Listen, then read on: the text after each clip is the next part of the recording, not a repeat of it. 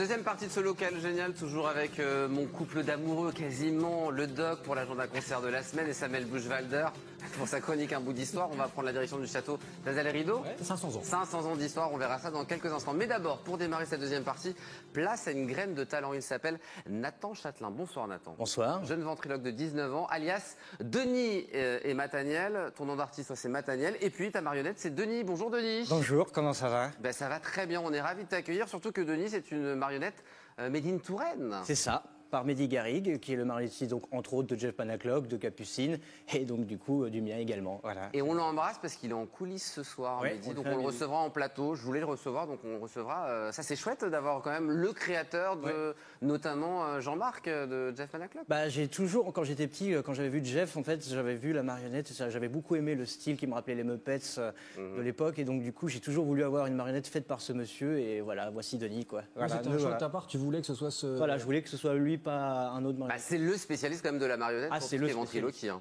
Justement, la ventriloquie, tu as 19 ans, originaire de Suisse, aujourd'hui installé en Touraine. Qu'est-ce qui t'a donné l'envie de te lancer dans la ventriloquie? Bah, en fait, la ventriloquie, il y a eu beaucoup de monde qui ont fait ce métier. Il y a eu Michel de Genève avec Tataillé, il y a eu Christian Gabriel. Pour soi régulièrement. Voilà. Et donc, du coup, tous ces gens-là m'ont donné envie de faire ce métier. Et voilà, j'ai voulu faire ce métier. Il y a eu Jeff aussi qui a un peu dépoussiéré le métier, forcément. Mais je ne fais pas cet univers-là, bien entendu. Moi, je fais autre chose. Je suis beaucoup plus dans un peu plus l'enfantin, beaucoup plus Raymond Devos dans certaines blagues. Mais il y a quand même un peu de trash de temps en temps parce qu'il faut bien rigoler de temps en temps quand même.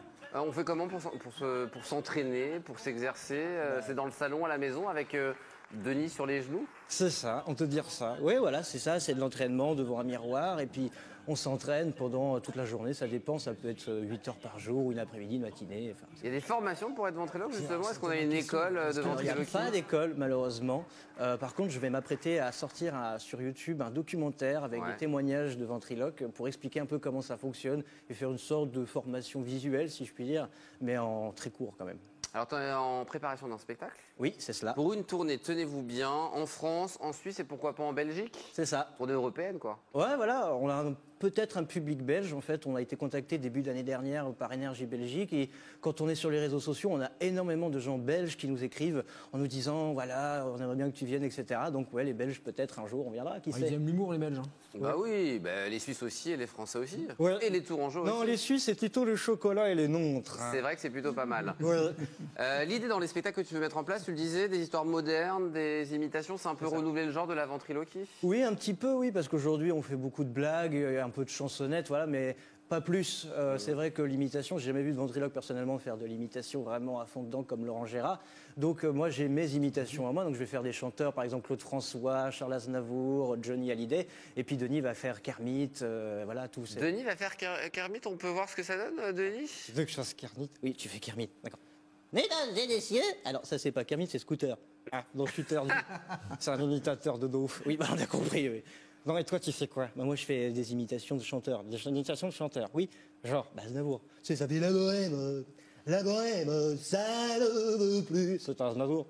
Tu veux que ce soit qui? C'est Aznavour. C'est qui? C'est un adolescent qui s'est pris une torte dans la tronche, mais c'est Aznavour. Bravo. Ça t'a plu? Ouais, c'était formidable. C'est très beau, Denis, j'aime beaucoup ta coiffure. Merci, toi aussi. On est très jaloux de cette coiffure. Ouais, je sais. On peut faire aussi appel à toi et puis à Denis, du coup, pour aller pour différents spectacles privés ou autres, ou différents événements. Là, j'en appelle aux communes qui nous regardent pour un spectacle de fin d'année, pour un événement particulier. Pourquoi pas? On fait aussi du privé, en tout cas, encore actuellement. Mais oui, il n'y a pas de problème là-dessus. Puisque tu es basé à Tours, hein, c'est ça maintenant? Oui, c'est ça. Et puis il y a un YouTube, je suis allé voir, il y a plein de vidéos aussi, on peut découvrir ton univers. Sur YouTube, il y a, en fait, c'est tout ce qui va être un peu de vidéos mises en scène. On avait fait à l'époque une série avec une des DeLorean de Retour vers le futur, pas une vraie, bien entendu, une réplique, néanmoins originale. Et on fait plein de vidéos mises en scène, d'humour, bien sûr. Instagram, ça va beaucoup être l'information. Et TikTok, ça va être des petites mises en scène de rien du tout, quoi. Est-ce qu'on a le droit à un petit extrait, là, comme ça? Un petit extrait de sketch, tu veux? Ouais, s'il te plaît, Denis. 50 balles la minute. C'est vrai? T'as Attends, je sors la carte bleue. Non, on va le faire ça comme ça. Bon, alors Denis, tu m'as dit dans les coulisses tout à l'heure, que tu voulais être chanteur. Oui. Pourquoi chanteur? Ah, tu sais, il y a tas de bonnes ou de mauvaises situations. Eh ben alors vas-y, chante-nous quelque chose pour nos amis. Genre quoi? Non, tu sais pas chanter. Ah si, c'est un le problème, c'est qu'il y a trop de chanteurs francophones. Ne dis pas de bêtises, dans les grands classiques, il y avait Il y avait Claude François, Bah ça oui. faisait la pendule de l'entrée, s'est arrêtée sur midi, à ce moment très précis. C'était Claude François avant ou après l'électrocution? Oh. Mais non, bah, sinon, il y avait Johnny. Ouais. Grande Johnny Hallyday. Oh Marie, si tu savais tout le mal. C'était Johnny. Oui, bon, ça va, on a compris. Oui, bon, vas-y, fais un petit truc. Vous êtes rattaqués dans les nains, les trois, là? Faut qu'on tape dans les mains? Ouais. 1, 2, 3. Le petit non, nous fait. Qui sait, c'est raté. Le doc qui tape les mains sur Patrick Sébastien. Je valide. C'était bien? Oui, non, par contre, le répertoire, c'est pas du tout ça. Non, faut revoir. Par exemple, on va faire la chanson comme d'habitude, rapidement. Tu vois? Comment ça? Comme d'habitude? Bah, comme d'habitude, genre ce qu'on s'est dit. Non, la chanson comme d'habitude de Claude François. Ah, d'accord. Avec ou sans l'électricité? Bon, arrête. Il était au courant. Oui, bon. On peut y aller? Oui. Je me lève et je te bouscule. Tu ne te réveilles pas. 1, 2, 3. Comme d'habitude. Pardon, Clo-Clo. Non, mais je crois qu'on va arrêter là. On va arrêter là parce que sinon, la sardine à la Clo-Clo, il va se retourner dans sa tombe. Ah bah, on est ravis en tout cas de vous avoir accueillis, Denis et Mathaniel, YouTube, Instagram pour retrouver. Et puis voilà, tu reviendras quand tu veux, maintenant que tu es tourangeau. Bah oui. Et on embrasse Mehdi évidemment, le On créateur de Denis, de Jean-Marc et de plein d'autres Ouais, de plein d'autres. marionnettes de ventriloquie. Merci. Mais c'est en non tout le cas. meilleur. Denis, est-ce que tu connais le château d'Azel Rideau? Est-ce que tu l'as déjà visité? Ah oui, je ou l'ai pas? visité, ouais. Ah bah, on va le revisiter parce que c'est 500 ans d'histoire, Samuel. Transition. Habile transition. Bah oui, 500 ans, donc 500 bougies ce soir qu'on va souffler pour ce lieu, haut lieu d'histoire, histoire mouvementée, on va le voir. Ouais, alors 500 ans, ça fait quelle année ça? Parce qu'on a eu un petit problème de tout à l'heure de calcul. 1525. Exactement. Bah, tu m'as écrit 1515, sauf que pour moi c'était Marignan. 1525-2025, effectivement, cette année, on fête les 500 ans de ce château qui est un des pépites de notre Val-de-Loire. Hein. Donc l'idée ce soir, c'est de rebalayer comme ça un peu rapidement son histoire. Donc 1525, fondation du château Renaissance d'Azel Rideau. Hein. Dès que vous avez un château Renaissance, il y a toujours au départ un château médiéval. Mais en tout cas, la naissance du château Renaissance, c'est 1525.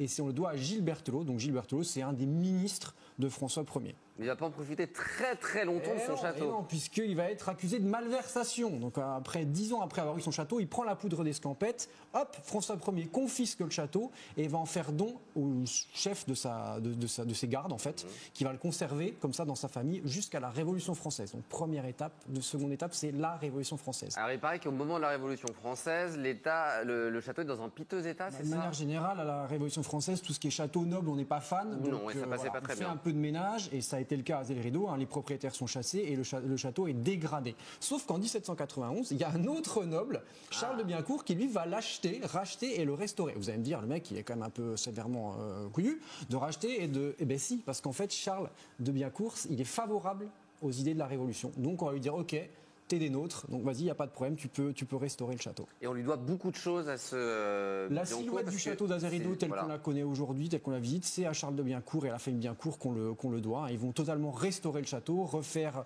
le lieu au goût de la Renaissance italienne. Hein. C'est notamment eux qui vont recréer les 2 tours qui sont sur la façade est. Et puis ils vont venir installer plein de choses, la bibliothèque, des décorations. Et puis ils vont également constituer une très belle collection de peinture Renaissance. Et pas que ça, puisqu'ils sont aussi pionniers en matière de tourisme. Ouais, on en avait parlé il y a quelques semaines. Ouais, On bien avait dit sûr, que ouais. les châteaux de la Loire s'étaient ouverts hein, au tourisme. Et ben, c'est le cas à Azel Rideau. Cette collection de peintures fait tellement parler que les jeunes qui se lancent comme ça dans ce qu'on appelait le grand tour, hein, c'était les aristocrates européens qui faisaient comme ça le tour. C'était ça le des tourisme à popotes. l'époque, hein. Ouais, oui, restons. C'est pas le tourisme de masse évidemment. C'était un tour des popotes des aristos européens. Et ben, on s'intéresse à cette collection de peintures et on va progressivement venir visiter le château. Alors malheureusement, il y a une grosse crise économique, c'est ça, au niveau de la famille? Et oui, les Biencourt, c'est en 1882, il y a la faillite de la banque de l'Union Générale, donc banqueroute totale, donc les Biencourt sont obligés de vendre. Et puis ça va être comme ça, il y a un certain nombre de propriétaires qui vont se succéder jusqu'au début du XXe siècle où l'État va racheter le château. Et puis on aura une dernière petite étape puisque pendant la débâcle de 39-40, en fait, le château va accueillir brièvement le ministère de l'Éducation nationale. Et puis aujourd'hui, c'est le centre des monuments c'est un nationaux château. qui le gère. Et en fait, j'ai appris qu'il n'y avait pas beaucoup de monuments qui étaient gérés, une centaine, je crois. De Ouais, monuments. voilà, en fait, c'est un monument exceptionnel. d'État. Voilà, c'est ça. Donc à découvrir le château d'Azel Rideau, notamment pour toi, Denis. Tu vas emmener ton amoureuse à la soirée balade romantique aux chandelles. Ça sera pour une spéciale Saint-Valentin le 14 février prochain, c'est Donc ça? ça, c'est au château d'Amboise. Pardon, j'avais pas mis. C'est chez toi, pardon. C'est chez moi, mais on peut, voilà. Pardon, j'avais pas vu, j'ai cru que c'était au niveau de l'agenda. On a aussi donc au château d'Amboise pour la Saint-Valentin 14 février, donc soirée romantique aux chandelles. Vous venez avec votre copain, votre copine, vos copains, vos copines, comme vous voulez. On éteint toutes les lumières, bougies et puis plein de surprises pour les amoureux. Donc, génial. C'est une. Il y aura le repas et tout prévu, comment ça se passe? Non, il y a une petite coupette. Il y a une petite coupette pour se mettre en condition. Et puis après, il y aura, on va pas spoiler, mais dans chaque salle, il va se passer des choses en lien avec. Bref, si vous voulez conclure, c'est la bonne activité pour le 14 février. Denis, tu y vas? Oh oui, j'y vais tout de suite. Très bien. Elle s'appelle comment ton amoureuse? Vitrisé. J'en saurais pas plus, peut-être dans le spectacle, on le saura alors. Peut-être. Bon, en tout cas, on te souhaite une belle soirée le 14 février prochain. On peut peut-être rappeler un dernier rendez-vous Bien ce sûr. samedi à la mairie d'Azerido. Il y a une réunion d'information puisque dans le cadre du 5e centenaire d'Azerido, il y a un spectacle qui va être créé cet été et ils cherchent 200 bénévoles, 150 figurants et comédiens et 50 personnes, coiffeurs, maquilleurs. Voilà, tous ceux qui veulent donner et participer à cette aventure collective sont les bienvenus. On vous expliquera tout ça samedi. Coiffeur, ça y est, j'ai l'idée, Denis, pour être pas mal. Hein. Oui. Ouais. T'as raison. Ça serait une bonne idée. Merci en tout cas, Nathan. Merci. Merci. Mataniel, merci Denis d'être venu sur le plateau. YouTube, Instagram, on va suivre vos belles aventures de Denis. Et Mataniel, très bon vent. Merci. Et bon courage pour la préparation de cette belle tournée. Et merci à. J'aurais tellement aimé que Samuel se mette sur les genoux du doc pour la chronique. Comme ça, il y aurait eu un certain équilibre entre chaque côté. Bon, tant pis. Faut que tu rétrécisses encore un peu le canapé, puis ça en aura. On va y réfléchir. Merci les garçons d'être venus. Très bonne soirée. Dans un instant, elle est formidable, Émilie Tardif. Pour qui veut gagner des rayons, on cherche un truc à dire, mais je n'ai pas trouvé, donc on va pas aller plus loin. Et 18h45, le JT avec Hélène Chapelet. À tout à l'heure.